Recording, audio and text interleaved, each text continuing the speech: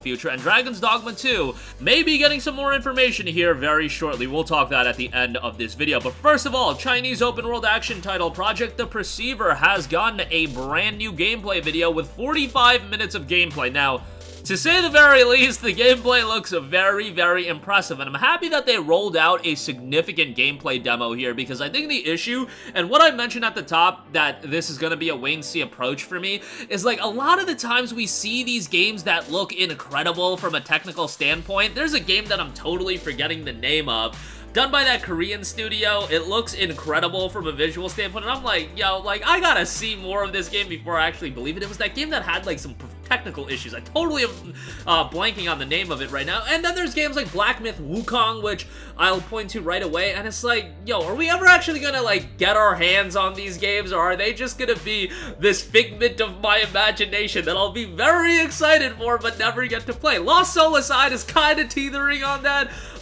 in the sense that it's been announced for so long, the game looks so good, but it's like, is it too good to be true? And with Project the Perceiver, when you roll out a 45-minute gameplay demo, okay, I'm still going with the wait-and-see approach with it, but it's 45 minutes of gameplay. You're talking a lot about it. That makes me feel more confident that this game is gonna see the light of day, and it will be something to keep your eyes on. But a lot of the times, and I see it in the comment section a lot more recently, that a lot of people just, and not just on my comment section, but social media in general, when we see games that technically look very impressive and they look like they're pushing the envelope a little bit, it is a little hard to believe, and you're just like, you know what, when we get a release date, when we get some definitive information about when these games are actually coming out, that's when you'll get excited for it. But nonetheless, the game does have a lengthy overview section. It notes, in a quagmire of endless war, conviction is your only way out. Observe every facet of the world and witness a kaleidoscope of ideals. Project the Perceiver is a multi-platform Chinese open world game developed by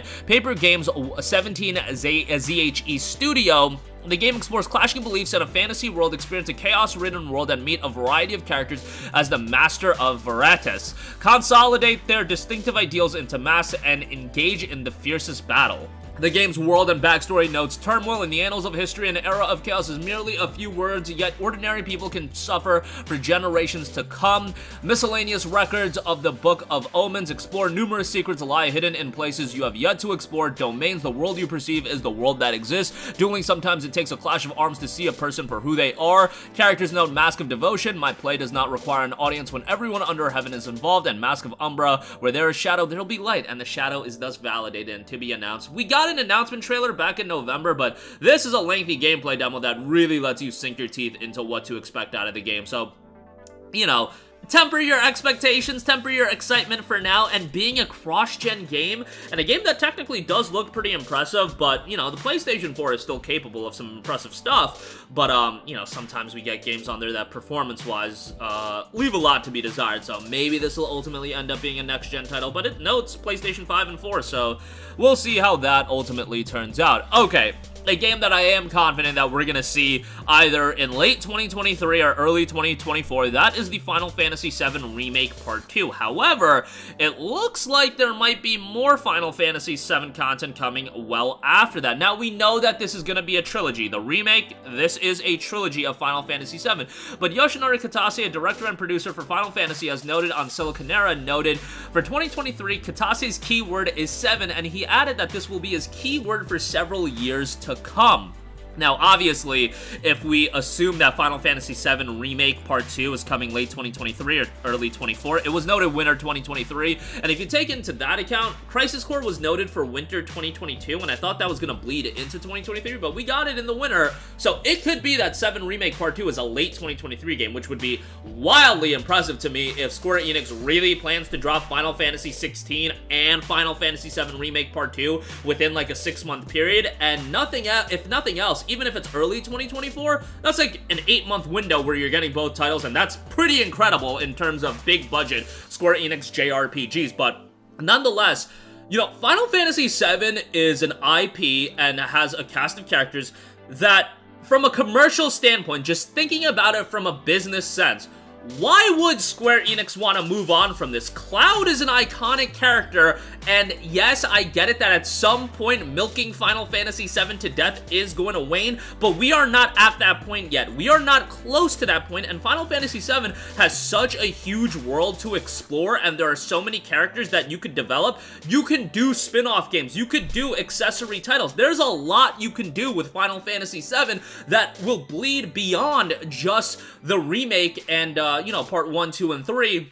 You can do a game that's centered around Vincent. You could do a remaster of Dirge of Cerberus. I would personally like an entirely new game because, let's be honest, Dirge of Cerberus was an okay game, but Vincent deserves more love than Dirge of Cerberus. That's just my 2 cents, but there's so much potential. You could do a Final Fantasy VII remake that is literally a remake of the original game, and people will probably buy that. There's a lot you could do with Final Fantasy VII as an IP, and I'm just thinking about it from a business standpoint. Why would you want to move on from it, given the commercial juggernaut that FF7 is? You know, Square Enix moved on from it for a while, and the other Final Fantasies did great. Final Fantasy X, 12, 13, those all sold well.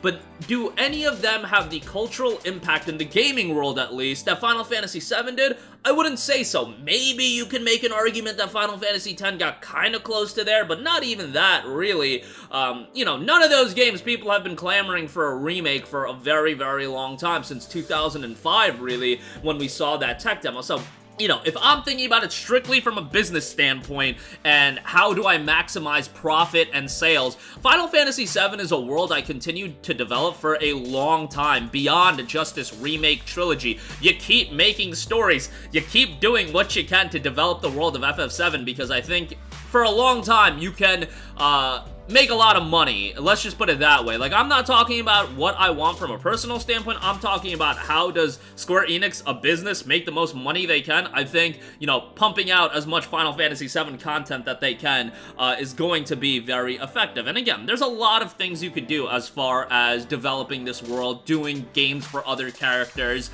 And yeah, I think people would check it out. There's only so far you can go. At some point, it will wane, but I don't think we're even close to that point at this stage of the game, and I think people are just going to be clamoring for more FF7 content. Maybe by the time Part 3 comes out, we'll be like, alright, we've had our fix of this, but we'll ultimately see. Like, I've always mentioned when we talk about the FF7 remake, look, going forward, with the story taking a shift from the original, I don't think it's too much of a spoilerific to say that.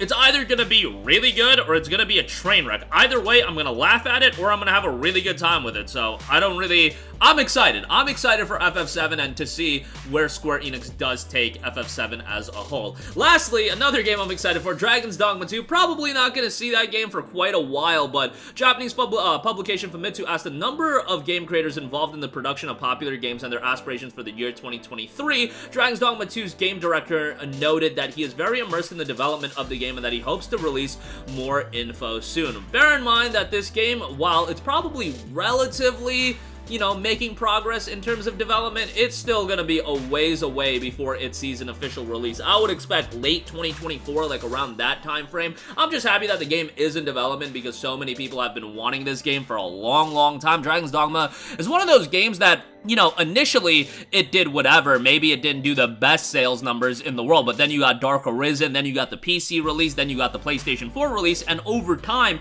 it has built kind of like a cult following that people really like the game, and nowadays you can get Dragon's Dogma for like sub $5, so a lot of people check it out. A lot of people realize, hey, this is a really good action RPG, even though it's a little challenging at times, maybe a little too challenging, but nonetheless, Dragon's Dogma 2, I'm just happy it's coming, and it seems like Capcom is really going the route of doing the games that people really want to see happen, so I hope they continue to do that. I mean, they're doing the Battle Network collection, which people have wanted for a very long time, and they're doing Dragon's Dogma 2. Maybe we'll get an Okami sequel at some point. I wouldn't hold my breath for that one, but we'll see. But that'll do it for me. Again, Project the Perceiver gets 45 minutes of new gameplay. Final Fantasy VII looks like this is going to be a IP that Square Enix is going to develop for the long term. Again, there's a lot you could do with FF7 beyond just the trilogy remake, so we'll see how that'll turn out. And